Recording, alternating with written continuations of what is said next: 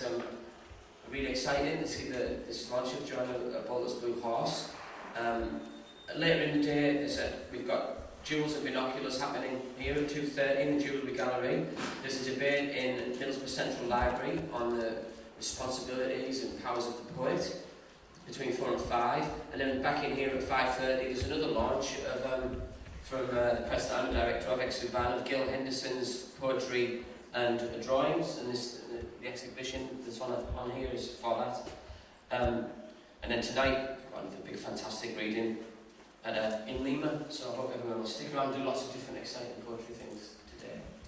But first, I'm just going to hand over to Jackie Litherland. But I'd like to say it's really fantastic to have Darlington's Vain Women as part of this festival.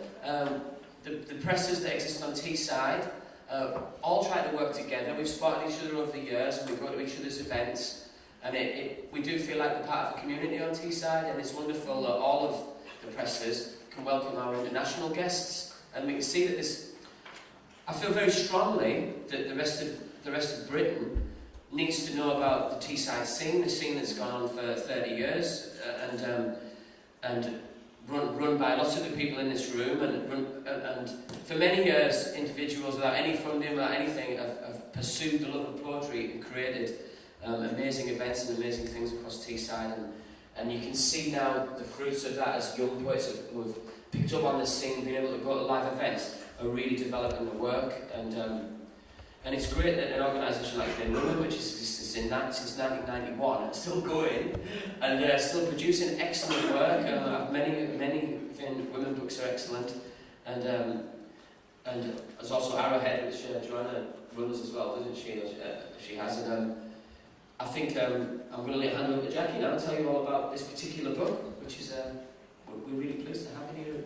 Thank you.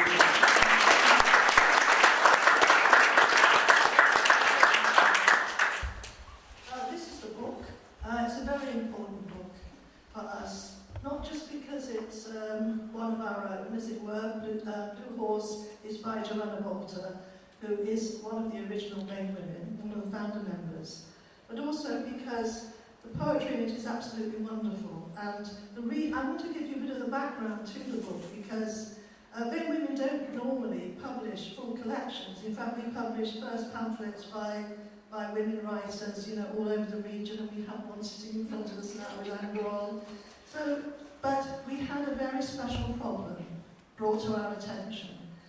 We heard that our wonderful Joanna was diagnosed with Alzheimer's.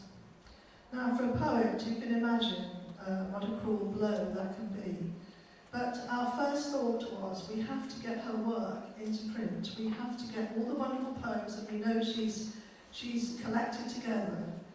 We have to get it into print as quickly as we can.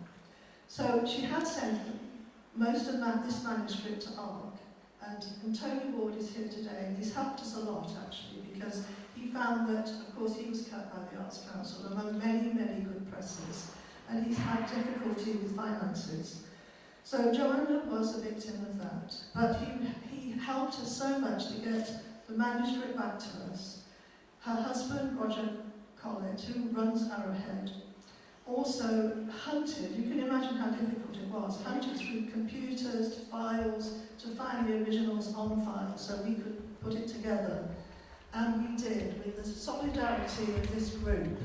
So it's immense pride that we have, because they're wonderful poems. And just a brief word about them. I mean, Joanna's always been a very formal poet.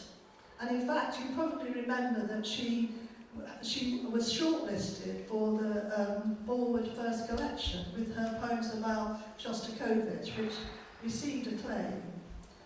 And these poems also, which were written parallel and after, also have the formality. But she's got skittish somehow. I think that's a wonderful way of describing it. She's decided to be challenged by all sorts of ideas about writing. It's almost as though she wanted to put everything into this final burst of creativity, because that's what it is.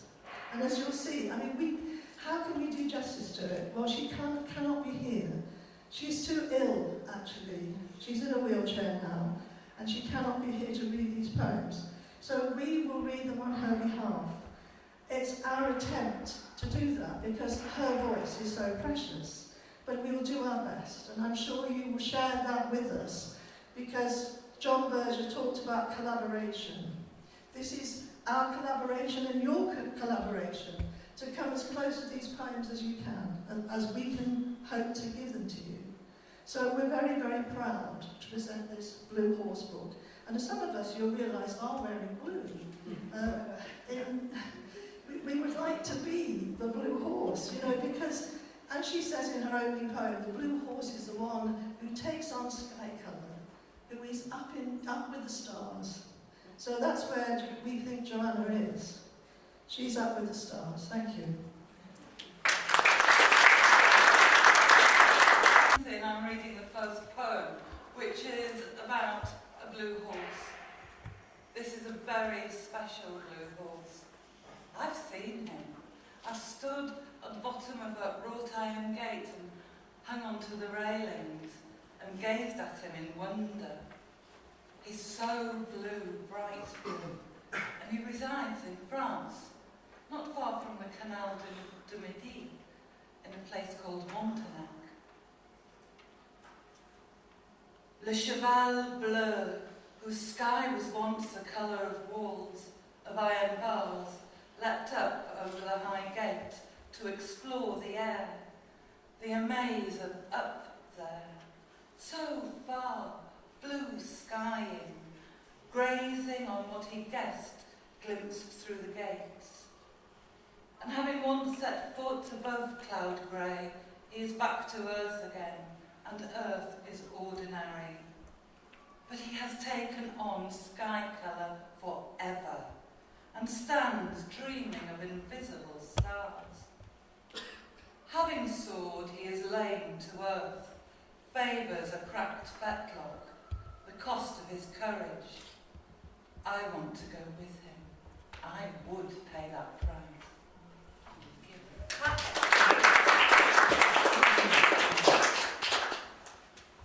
Hello there. This poem of Joanna's, and I'm going to read to you, was inspired by a photograph of mine, which was a black and white photograph of a chair in an empty room with the sunshine coming through a square window.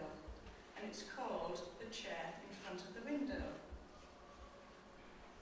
The chair in front of the window is a plain, upright, unassuming chair. Wooden legs, straight wooden back, broad seat. It is where the light pauses for a while as it enters the window, rests, collects itself, and then streams on refreshed into the rest of the house. Denai would have trusted it, would have sat unquestioningly in its warm safety, looking idly out of the window, as Zeus, in a shower of sunlight, pooled gold into her lap. The clean simplicity of light, first state, that trees reach up to, time and light in the growing, and the mercy of the axe and saw. And now this wood cut off, imprisoned like Danai, unable to reach out to the sun, but spreading itself to receive the gift that has come at the speed of light, which, after 93 million years, is tired and glad to sit down.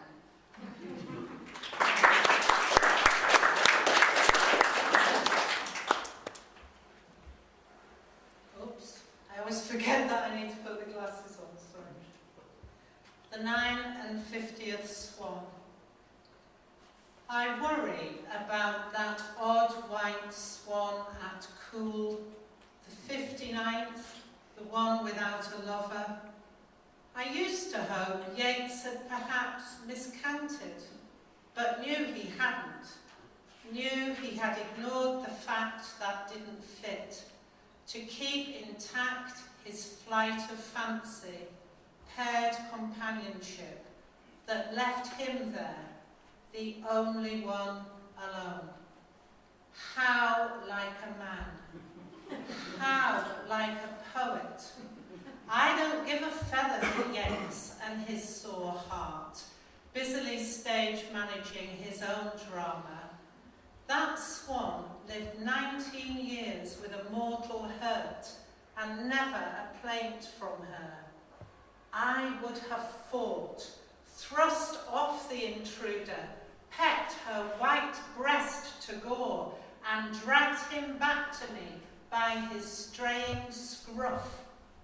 But she, so confident in his devotion, had never thought to scan the lake for rivals, until their yoked hearts cracked apart, and he was gone, was flown, to leave her drifting on, bowing her head as if in humble courtship, paddling streams, colder for being unaccompanied.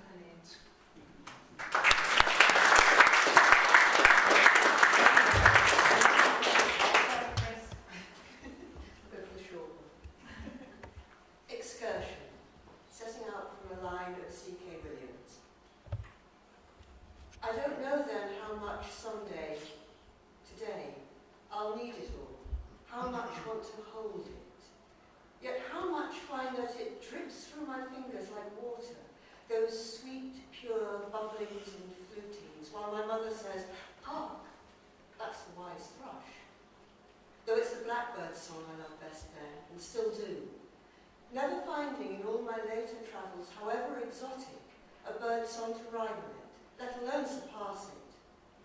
The blackbird, and the cuckoo too, that song of incomparable intonation, my memory's leitmotif, for this still, sunlit day between May and June, when I go out into the fields with my mother and my little daughter, into a wash of birdsong breaking over us. Nor do I know then how much it will hurt that today I can only have as an echo, a mirage, the sound of the birds, my mother's voice, the sight of my own dear cuckoo, now a mother herself, sitting on the grass in her white sunbed, her infant forefinger raised at each bugle call. All this way down the years, from the days when there were still larks, and I could still hear them.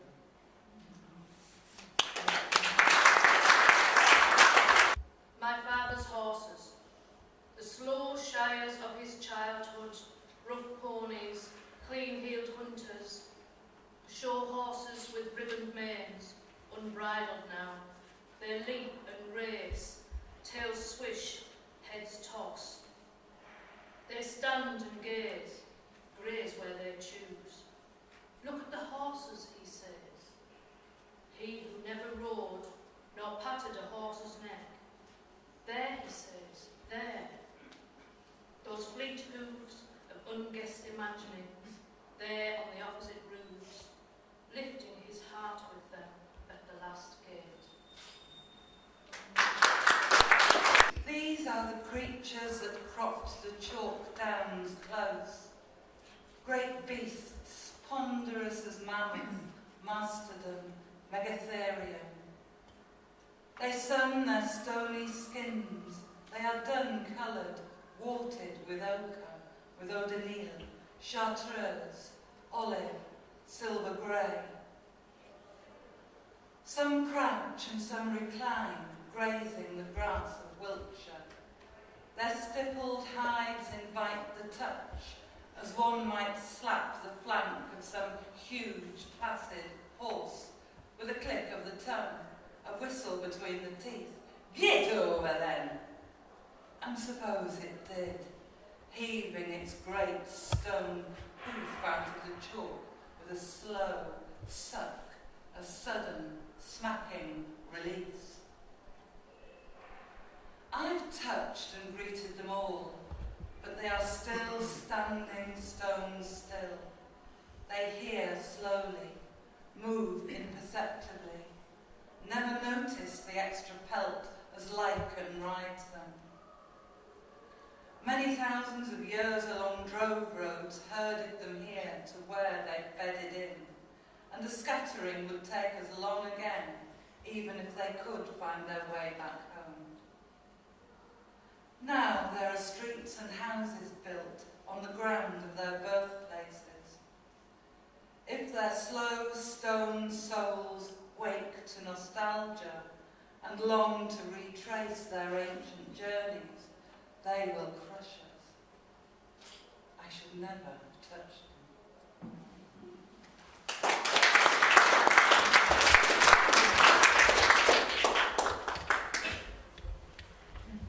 Chainsaw.